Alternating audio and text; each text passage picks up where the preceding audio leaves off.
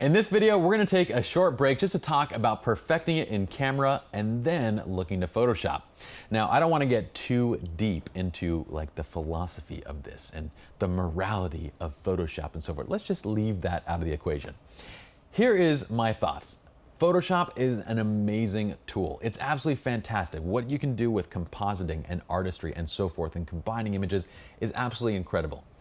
But for photographers that are delivering thousands of images, on a weekly or monthly basis, photoshopping every single one is simply not really in the equation.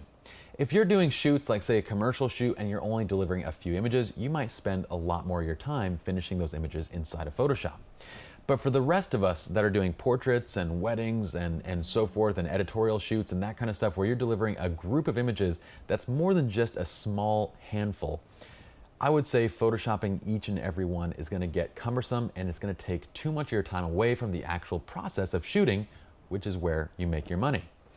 So what I want to say is that I want you all to get in the habit of perfecting things in camera. And to do that, I have just a little bit of a process that I want to show you from where we got from our straight out of camera image to where we got into Lightroom and then Photoshop. And what you're going to see is that we're not doing all that much inside of Photoshop. We're just doing a little bit of refinement with each step.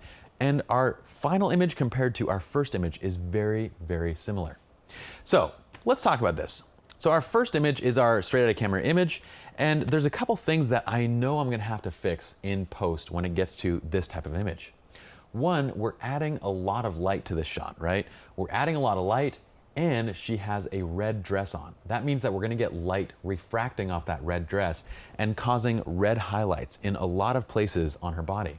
It's going to come from the sun, it's going to come from everything. So any light that hits her dress or hits the jewelry, it can bounce and create unflattering light in other places. So I know I need to fix that. Number two, we're shooting in the middle of the desert. So obviously it's warm and she's going to have a little bit of oily skin. So I might need to clean up a little bit of that.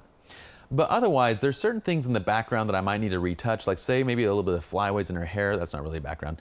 But background, well, we have some in the foreground where we have this divot where she basically picked up sand. We have some tracks from all these like four-wheel devices that are being used in the background, which seems like an absolute blast. Next time I'm out there, I want to get a sand rail and just go crazy. That'd be so much fun. But those kind of things are just not, how would we ever fix that? Like, what are we going to do here? We're going to say, oh, let me get a lighting assistant. Can you blow the sand back into place? Or wait for the tracks to disappear. That's just impractical, right? So those are things where we just need to rely on Photoshop to help us clean up because it's impractical to try and fix those things in camera. But for the exposure, for the initial dodging and burning, and we're going to talk about that later on too, dodging and burning by just adding light. But for those things, we can do it in camera. We can get everything else set in camera and try and get to, try and get the dress and everything as good as possible, and then use Photoshop to help us fix the rest. So going to step two, we take it into Lightroom. This is just with the basic Lightroom color grading. So all we've really done, you can even see that in my white balance. I set that in camera so that I'm as close as I really can be in camera, just looking at the back of my screen, to where I want to be in the final image.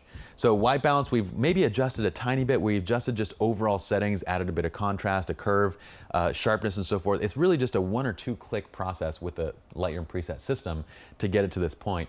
And then we're looking to Photoshop. And in Photoshop, what are we doing? I'm doing retouch over the skin to kind of clean up well, of course, any blemishes and so forth, but what I'm really looking at is to clean up areas that have oily skin or areas that are say oversaturated from the red tones and so forth. So I'm kind of cleaning up that. I'm adding a little bit of dodging and burning to the skin just to kind of lift out certain areas and kind of burn certain areas. I'm fixing like the foreground areas and the background and stuff.